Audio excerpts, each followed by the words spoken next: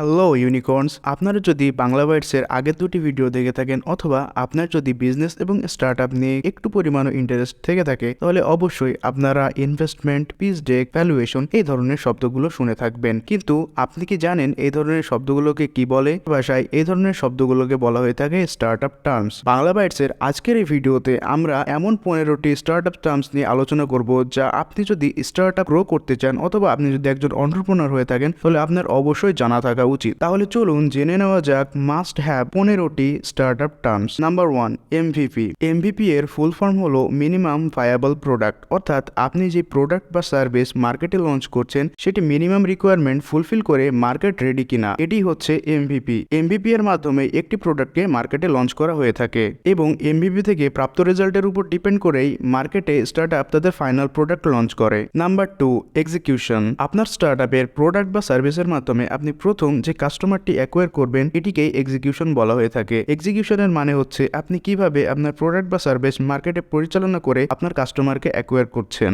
স্টার্টআপগুলোর ক্ষেত্রে সাধারণত আলাদা আলাদা এক্সিকিউশন মেথড হয়ে থাকে, যেমন একটি প্রোডাক্টের এক্সিকিউশন মেথড আলাদা এবং একটি সার্ভিস বেস স্টার্টআপের এক্সিকিউশন মেথড আলাদা। Number 3, pitch deck. পিচ ডেকের অর্থ হচ্ছে পাওয়ার পয়েন্টে তৈরিকৃত আপনার বিজনেস বা স্টার্টআপ সম্পর্কে ফুল গাইডলাইন সমৃদ্ধ একটি পিচ। পিচ ডেকের মাধ্যমেই স্টার্টআপ তাদের ইনভেস্টমেন্টের জন্য ইনভেস্টরের কাছে নিজের বিজনেস বা স্টার্টআপকে পিচ করে থাকে। একটি পিচ ডেকের ভিতরে বিজনেসের প্রথম থেকে শেষ পর্যন্ত সবকিছু উল্লেখ করা থাকে, যেমন আপনার প্রোডাক্ট বা সার্ভিস কোন সমস্যার সমাধান করছে, এটির ইউনিক সেলিং প্রপোজাল কি, এটি কিভাবে রেভিনিউ আর্ন করবে, এই সব বিষয়গুলো একটি পিচ ডেকে উল্লেখ করা থাকে। Number 4, value proposition. একটি প্রোডাক্ট বা সার্ভিসের মাধ্যমে আপনি এন্ড কাস্টমারকে কি ভ্যালু অ্যাড করছেন, এটি হচ্ছে ভ্যালু প্রপোজিশন। এই ভ্যালু প্রপোজিশনের মাধ্যমে বোঝা যায় আপনার প্রোডাক্ট বা সার্ভিসের মাধ্যমে কাস্টমার কোন বেনিফিটটি পেতে চলেছে এবং এই ভ্যালু প্রপোজিশনের উপরে ডিপেন্ড করেই কিন্তু অনেক ক্ষেত্রেই ইনভেস্টররা স্টার্টআপে ইনভেস্ট করে থাকে। Number 5, elevator pitch. এলিভেটর পিচটা অনেকটা পিচ ডেকের মতোই, কিন্তু পিচ ডেকে অনেকগুলো পেজ থেকে থাকে, বাট এলিভেটর পেজে শুধুমাত্র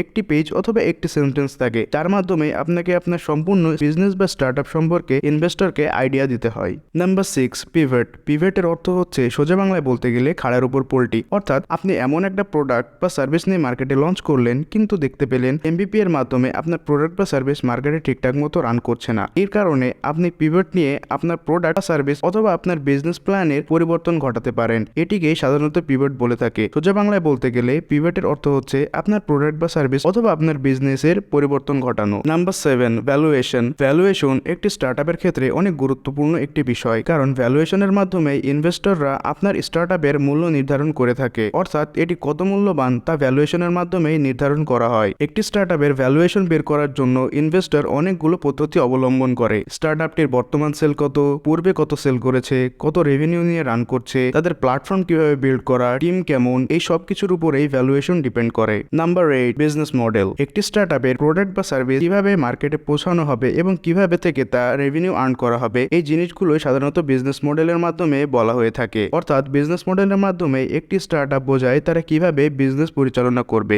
স্টার্টআপের ক্ষেত্রে আলাদা আলাদা বিজনেস মডেল হতে পারে, যেমন প্রিমিয়াম, স্যাস, এই ধরনের বিজনেস মডেল হতে পারে। তবে সচরাচর ক্ষেত্রে আমরা দেখতে পাই B2B এবং B2C এই দুই business model. Number 9, user acquisition cost. User acquisition cost এর অর্থ হতে আপনার প্রোডাক্ট বা সার্ভিস কাস্টমারের নিকট পৌঁছানোর পরে এটি কাস্টমার আর্ন করতে আপনার যে পরিমাণ টাকা কাস্টমারের পিছে খরচ করতে হচ্ছে, অর্থাৎ এটি সাধারণত মার্কেটিং এর দিক নির্দেশ করে। Number 10, pricing structure. আপনার প্রোডাক্ট বা সার্ভিসের কত দাম হবে এই জিনিসটি নির্ধারণ করা হচ্ছে প্রাইসিং স্ট্রাকচার। সোজা বাংলায় বলতে গেলে আপনার পার প্রোডাক্টের প্রতি কত টাকা খরচ হবে, অর্থাৎ আপনি কত টাকাতে আপনার প্রোডাক্ট মার্কেটে সেল করবেন, এটি হচ্ছে pricing structure. Number 11, incubator. Incubator হচ্ছে একটি দীর্ঘমেয়াদী এবং বাইরের ম্যানেজমেন্ট দ্বারা নিয়ন্ত্রিত মেন্টরশিপ, ইনভেস্টমেন্ট এবং গাইডলাইন প্রোগ্রাম। একটি বিজনেসের মেজরিটি পরিমাণ স্টেক ইনকিউবেটরের কাছে দিতে হয় যদি আপনি একটি ইনকিউবেটর থেকে মেন্টরশিপ এবং ইনভেস্টমেন্ট নিতে চান।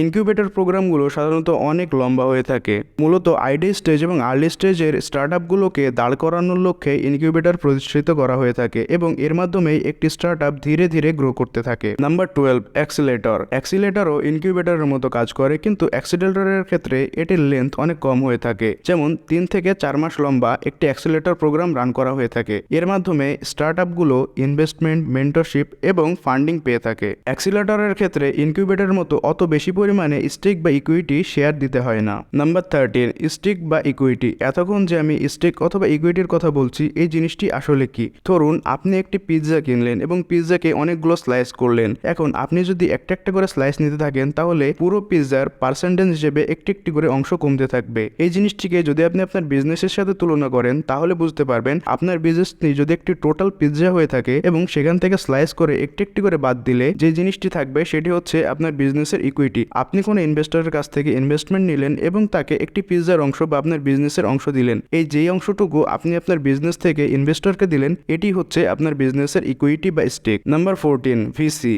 ভিসি এর পূর্ণরূপ হচ্ছে ভেঞ্চার ক্যাপিটালিস্ট। একটি বিজনেস বা স্টার্টআপে যারা $5 লক্ষ অধিক পরিমাণ টাকা ইনভেস্ট করে থাকে তাদেরকেই ভেঞ্চার ক্যাপিটালিস্ট বা ভিসি বলা হয়ে থাকে। ভিসিরা সাধারণত গ্রোথ স্টেজ অথবা যে স্টার্টআপগুলো অনেক ভালো করছে তাদেরকে ইনভেস্ট করে থাকে। Number 15, dilution. ডাইলিউশনের অর্থ হচ্ছে আপনার বিজনেস বা স্টার্টআপেের কতটুকু অংশ আপনি ইনভেস্টমেন্টের বদলে ইনভেস্টরের কাছে দিবেন। অর্থাৎ এই জিনিসটাকে আমরা অনেকটা ইকুইটির সাথেও তুলনা করতে পারি। তাহলে আশা করি বুঝতে পেরেছেন স্টার্টআপের ক্ষেত্রে মাস্ট হ্যাভ 15টি স্টার্টআপ টার্মস। এটি ছিল স্টার্টআপ টার্মসের প্রথম পর্ব। সেকেন্ড পার্টে আমরা স্টার্টআপ টার্মসের আরও 15টি এমন ইন্টারেস্টিং পার্ট নিয়ে আলোচনা করব। আপনার যদি বিজনেস, স্টার্টআপ এবং টেকনোলজি নিয়ে আগ্রহ থেকে থাকে তাহলে অবশ্যই আমি বলবো বাংলা বাইটসের এই চ্যানেলটি সাবস্ক্রাইব করবেন। দেখা হচ্ছে পরবর্তী কোনো ইনফরমেটিভ ভিডিওতে। ভালো থাকবেন।